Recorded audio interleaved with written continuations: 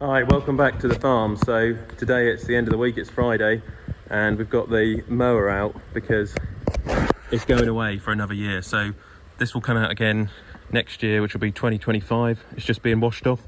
And just as I'm doing this job today, I was just wondering, when I come to get this mower out in 2025, the world could be a very different place.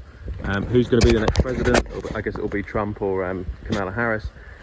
Will we still be here in 2025, middle of next year, when I get this out again, because of the wars and the conflicts around the world?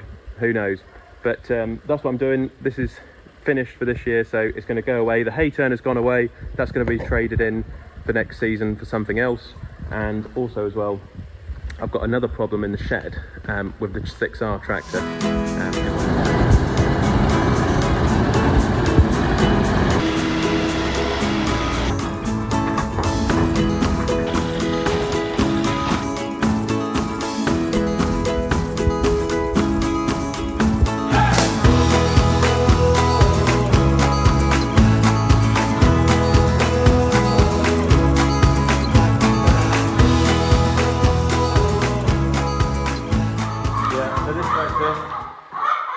As you can see, just have to mind the chicken laying the eggs for me.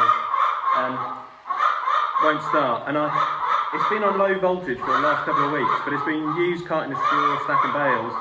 It's coming up 7 years old, this tractor, and I think the battery's had it, so it's going to need a new battery, I'm pretty sure. So yeah, it's not, nothing's been left on overnight or anything like that, it's just one of those things.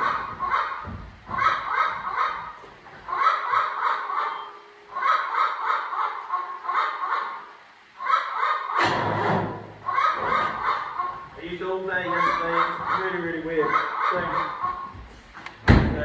will be 7 years old. I reckon it's a battery. I've had this before on the Manitou a couple of weeks back, and we put a new battery on, good as gold. I mean, that was about 5-6 year old battery on that. 5-year-old machine, that Manitou, but sometimes the batteries on a machine can be, especially from COVID, can be a couple of years extra old on top of that, if that makes sense. When they've been sitting stock. Oh, what's the bloody battery on this one? Oh, bloody hell. I'm going to have to take the steps off the tractor to get to that battery, I think. I think it's going to be a bit of a job. More so than I'd anticipated. But yeah, you've got to take these. This panel on the side, there is the battery inside there, which if I go round the DPF and all that AdBlue malarkey, I might be able to find it. It's behind that plastic cover or behind the steps. So yeah, that's going to have to come off and we're going to have to put a new battery on. That is the problem, I reckon.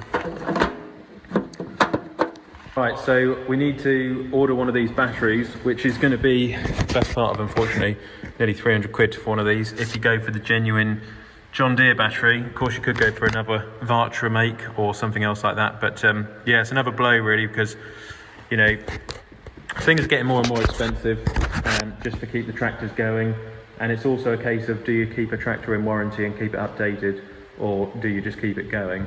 And in this case we're going to keep it going, so unfortunately we'll have to bite the bullet on this one. I did just buy a battery for the Manitou not that long ago. I mean, that was about 5-6 year old battery on that, and that was about £150, so it was quite relatively not bad in comparison to the price of the Deere battery.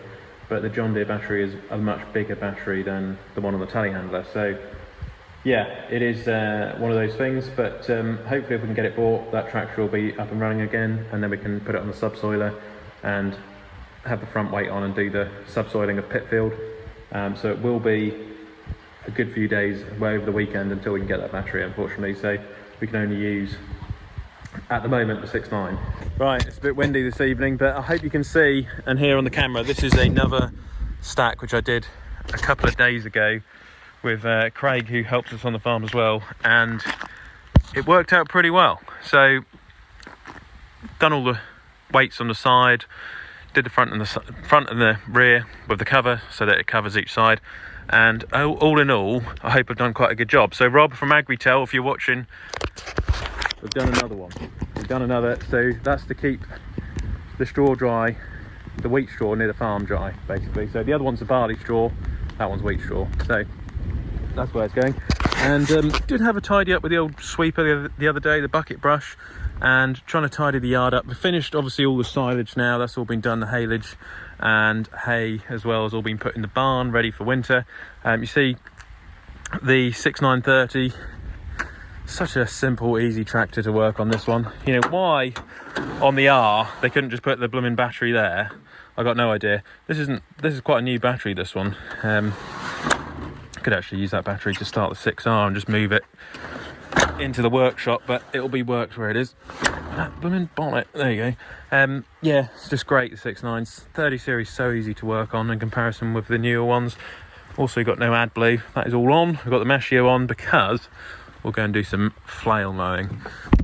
Summer, sadly, is coming to an end, and it's the Raveningham Country Show tomorrow, so I might go to that, to anyone who else is going to go to it. Just a show near the farm here, and it'll be nice to have a day off for a change. So I'll pick the mower up, we can get a move on. But happy to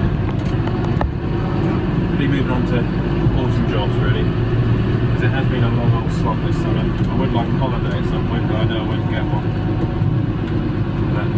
When you enjoy what you do, say you never work a day in your life. So I don't know why this bloody mower won't pick up now, the frequent link. Alright, so we're on the flail mower at the moment, tidying up small grass fields. It's an autumnal job we normally do this time of year, and it's been a really good harvest. It's been a good summer, you know, but now it's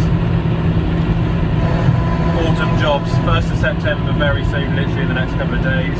There's also the Brampton Plough Day, which is coming up soon, and there's also the Henham Steam Rally. Now the Massey Ferguson 65 was sold to a subscriber, and I actually took the battery out of the 135 because the 65's battery packed up just as before we sold that tractor, almost as if it didn't want to be sold. So I pitched the battery out of the 135, put it in the 65 for the subscriber, and I need to go and get another battery for the 135, and I also need to get the 434 working very soon for when the cattle come in, because it will need to go back on the scraper for one last season. She's got one last job to do, that little 434. We've asked a lot of it because it's literally on its last legs, that tractor, the 434, to be honest. But if it can do this winter, I think we'll just put it on a wall like the Toyota Hilux from Top Gear, because it's kind of been through the wars and done everything, that machine. So yeah, we'll get the 434 back up and running. The 135 will have a stablemate soon, which I'll show you when it turns up, basically. And obviously at the moment we're doing the flail mowing. Next is going to be verges and hedges, although the verges are coming to an end from winter. I'm actually going to put the cattle box back on the flatbed soon, the straw trailer, because we need to start transporting livestock again. You see at the moment we're mulching, basically. This phone mount holds off. We're mulching next to this fence because it's all going to be trimmed. So that's all overgrown in there, it's all going to be tidied up. Unfortunately, most profitable crops on modern farms seem to be SFI schemes. So get yourself a good flail mower, get yourself a hedge cutter, because that is going to be the future of UK farming. Basically, it will just be end up like, well, park keepers, I suppose, but they have been saying that for years. It's pretty sad with them. Growing flowers or growing some wild grasses are actually more profitable than growing the barley, but barley's been sitting at about 170, 200 pound a tonne for the last 20 odd years, and all the input costs have gone up, everything's gone up. But what you get for it at the end of the day hasn't, unfortunately, so it's a bit of a shame. But you've got to keep trotting on, you've got to diversify and do different things as we do with the channel, and I think you need to do a little bit of everything. Don't have all your eggs in one basket, and you'll be alright. Raveningham Country Show tomorrow, for anyone local who's going, so I might go down to that actually, because it'll be nice to have a day off from the farm and go and see some classic tractors. I think they have some World War II Jeeps there, and all that good stuff. So yeah, I'll see you at the Raveningham Show if you go into it. Click here to subscribe to the channel, and click here to watch another Olly's Farm video.